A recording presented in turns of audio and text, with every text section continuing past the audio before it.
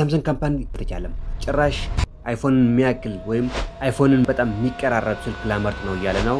ሳምሰንግ ኤ18 ይባላል። እንግዲህ ጉዳችን ነው።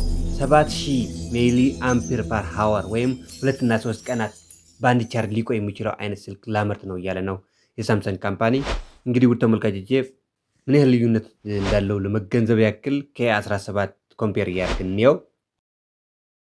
ውድ ተመልካቾች ይሄ ሳምሰንግ ጋላክሲ ኤ18 የተባለውን ከኤ17 ትንሽ ሳይዙ ከበድ ሊል ይችላል፣ እንዲሁም ሰፋ ሊል ይችላል ብሎ ይገመታል ብቻ አይደለም ኦልሞስት ስፔሲፋይ ተደርጓል።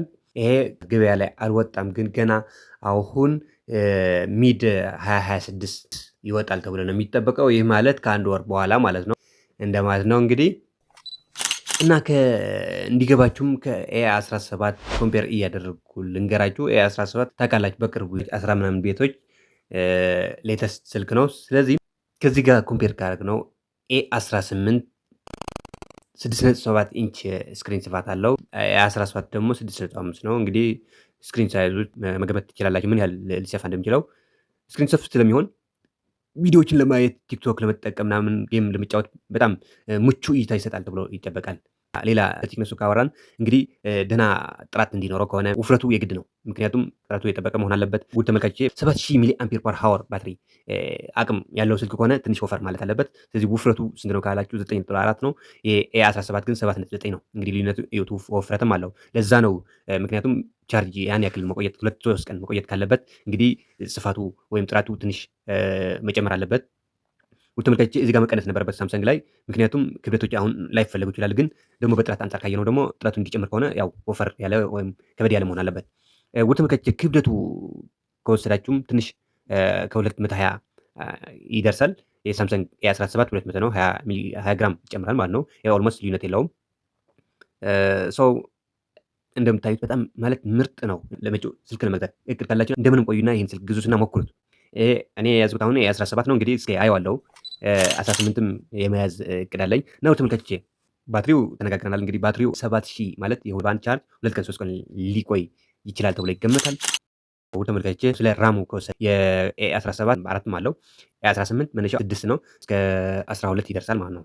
ስቶሬጁ ከወሰድን ከ128 እስከ 256 ማለት ነው። ሌላ ለየት ያለ ነገር ማለት ለየት ያደረገው ነገር ምንድን ነው ካላችሁ ግን እዚህ ጋር ውድ ተመልካቾች ማወቅ ያለብን አንድሮይድ ቨርዥኑ ይሄ ሌተስት ነው። አንድሮይድ ቨርዥን 16 ነው ይሄ ኤ18 የተባለው። ይሄ ነው ልዩ ሊያደርገው የሚችለው። ምርጫው የእናንተ ነው። ውድ ተመልካቾች የሚያሳስባችሁ ከሆነ ኪሴ ውስጥ ገብቶ ሳይዙ ምናምን ማትሉ ከሆነ ይሄ የግድ ግዙት።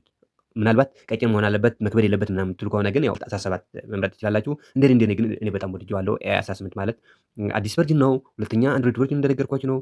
ባትሪው 7000 ማለት እስካሁን ተሰምቶ አያውቅም። የማውቀው 6000 ሰምቼ አውቃለሁ። 7000 ግን ሰምቼ አላውቅም እና ይሄ ለየት ብሎ ይመጣል ተብሎ ይጠበቃል። እንግዲህ በዚህ ሚድ 2026 ይገባል ተብሎ ይጠበቃል።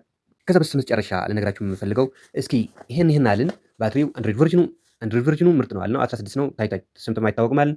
እንደገናም ባትሪውም 7000 ሚሊ አምፒር ፐር ሃወር ነው ብለናል።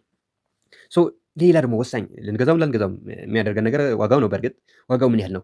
ዋጋው ምን ያህል ተብሎ ይጠበቃል ካላችሁ $300 300 ማለት ወደ 54 ሰው ተመልካቾቼ ይሄ ምርጥ ስልክ ነው።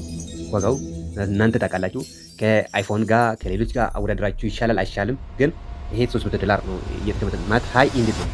ሃይ ኢንድ ስለ በጣም ውዱ ማለት ነው። 256 ማለት ነው። 256 በ12 ማለት ነው። 256 በ12ቱ $300 ወይም ደግሞ 54000 ይደርሳል። 256 በ8 228 በ6 ከዛ እየወረዱ እስከ 30 ምናምን ሊደርሱ እንደሚችሉ ነው የሚገመተው። ሰው ይሄ ግን ሃይ ኢንድ ፎር ሃይ ኢንድ ፕራይሱ ወይም ዋጋው ያስቀመጠው $300 ብሎ ነው ያስቀመጠው። እና ተመልካቾቼ ይህ ስልክ እንደዚህ ሪቪው እንደዚህ አይተነዋል። እንግዲህ ሲመጣ ደግሞ ሌላ የተቀየረ ነገር ካለ ሞዲፋይ የሆነ ነገር ካለ እናቀርበዋለን። ውድ ተመልካቾቼ ለየት ያለው ይሄ ስልክ በእነዚህ ምክንያት ነው። አስተያየት ካላችሁ ኮሜንት ላይ ጻፉልኝ። ስለዚህ ስልክ ሪቪው ካያችሁና የሆነ የምትሉት ነገር ካለም ጻፉልኝ።